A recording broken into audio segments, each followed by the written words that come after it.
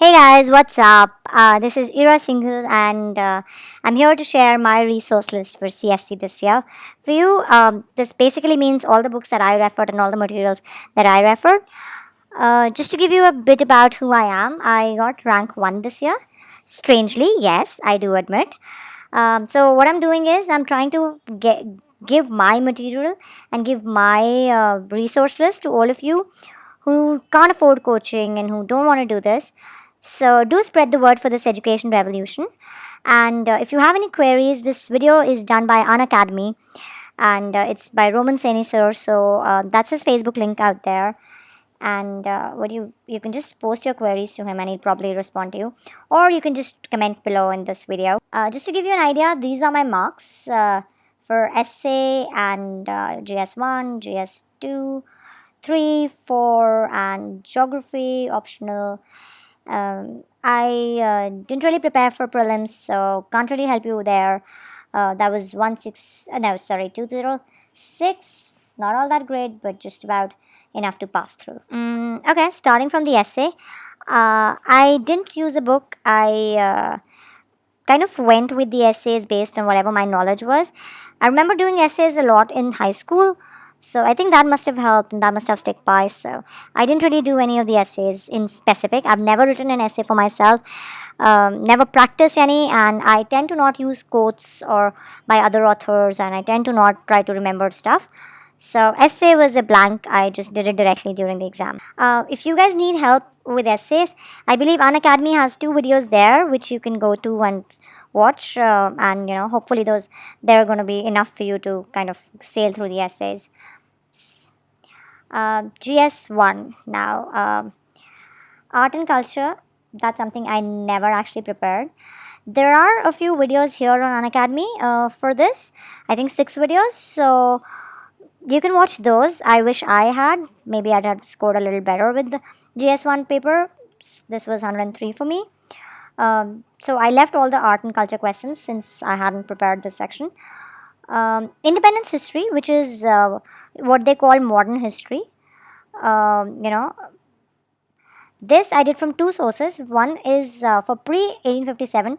I did the old NCRT, not the new one, and I did the Spectrum for Spectrum book for 1857 and beyond. The way I see it is, you don't really need to go in depth anymore. They need you to know the topic, need you to know what the event was, and then you have to sort of analyze it right then and there during the exam, and that works. Okay, so what you're doing is just get the basic idea and then go do the answering bit in the exam. So I did not read the fat Bipin Chandra, the one with 400 or something pages, and I thought it was a complete waste of time because it was a single perspective. And what actually happens is, when you read books which give you a perspective, is that you don't really do a perspective from other angles. You just go with the perspective that you've read. So for me, that was a waste of time. I didn't do that. NCRT, the new one, I missed reading that, but I think that's a good one, because what they do is, there's a special topic in the exam about important personalities from the Indian history, and what they do is that they've given all the important personalities in the boxes in the book.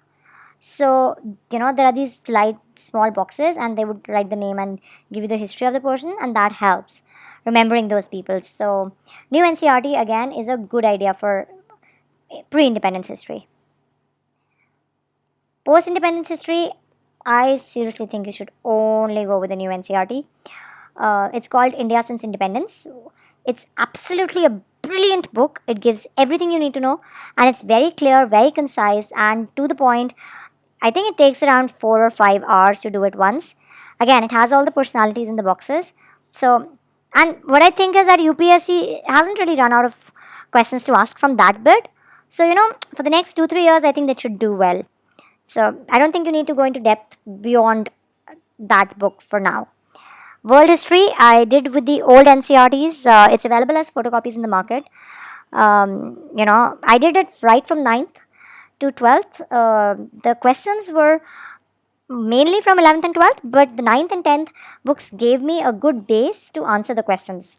It gives you a good background, it gives you a simpler view of the thing, and makes it easy to answer the questions. So I did the whole 9th to 12th, and I didn't read another book for this. No Norman Law, no any other book. So for me, it was just the old NCRTs.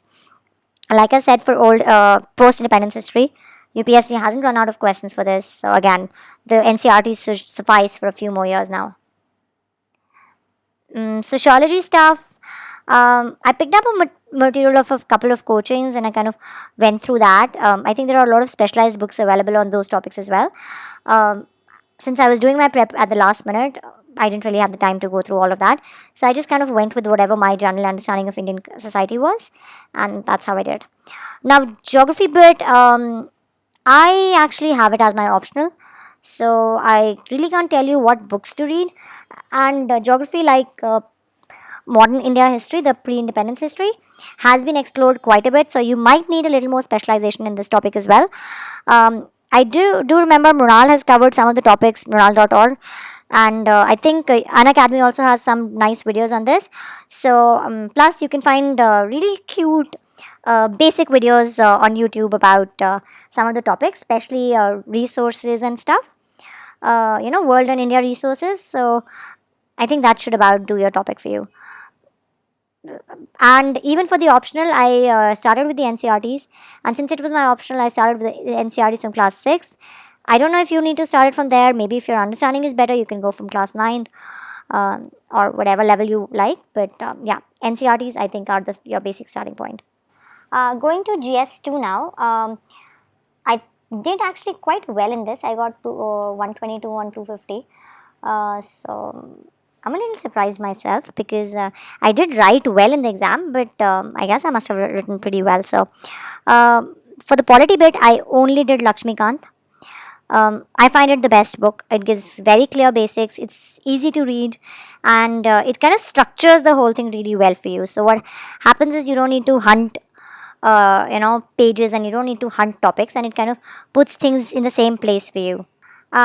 I find it the best book ever because I feel like it kind of puts everything in the same place and it kind of gives you a nice perspective in an easy language and easy to understand.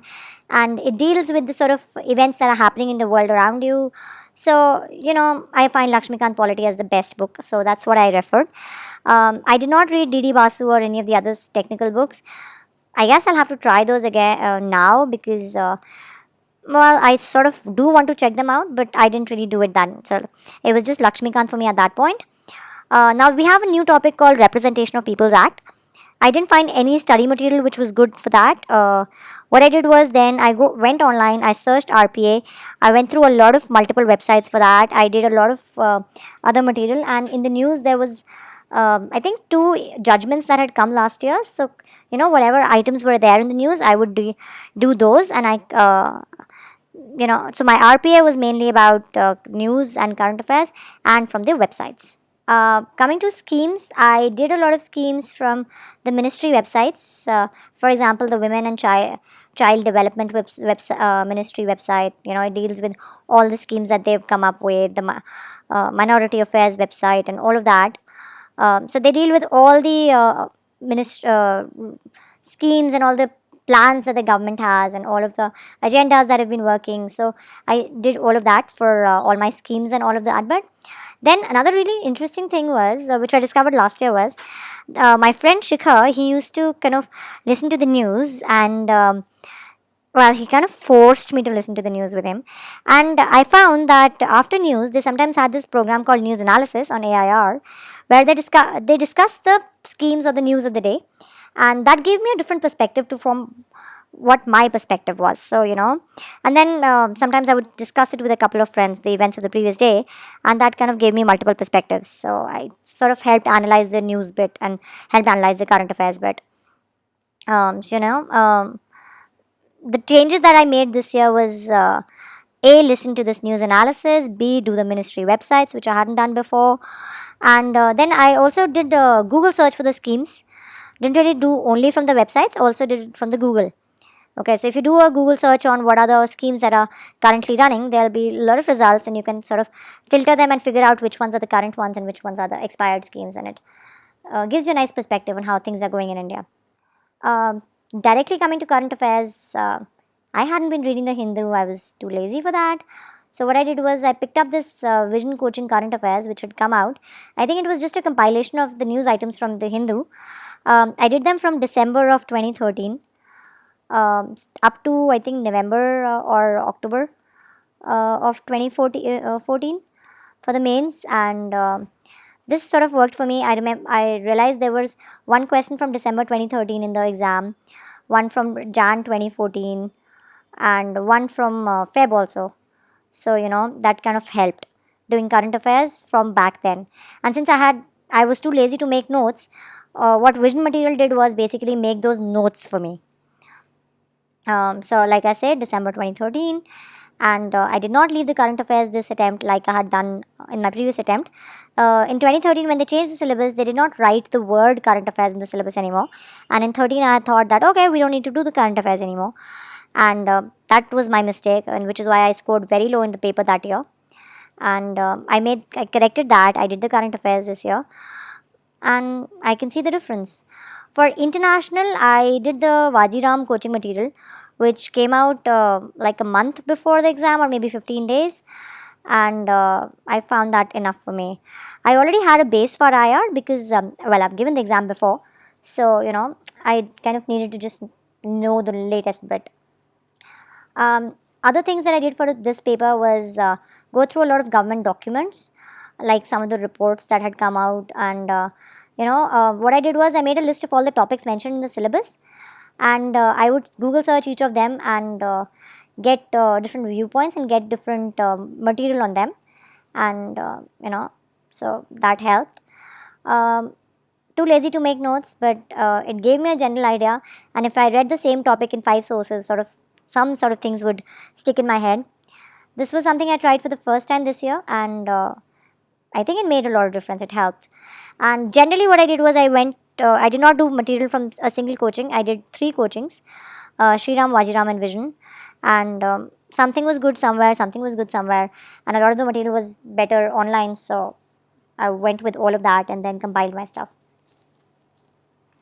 GS3, I had 95 on 250. Not all that great, but sufficeable.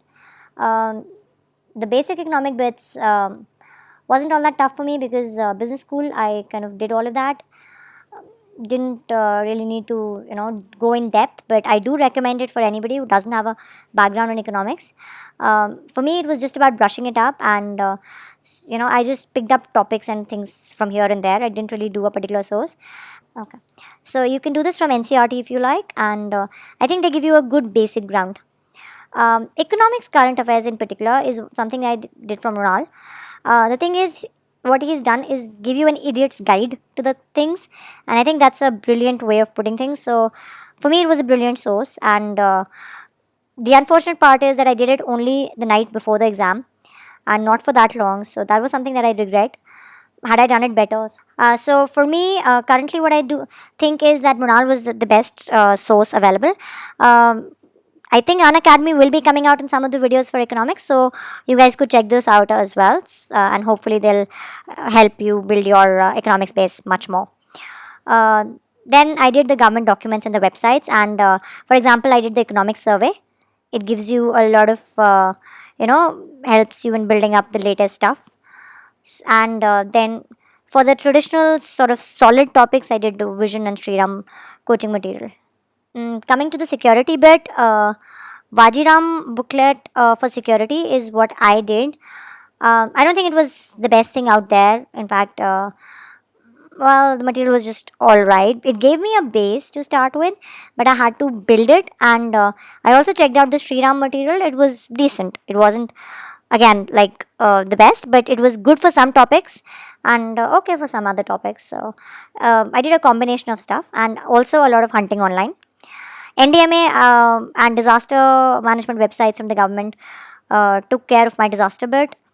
S&T, biodiversity and environment is something. Environment, like I've mentioned in another video, I think Unacademy has around 18 videos on this.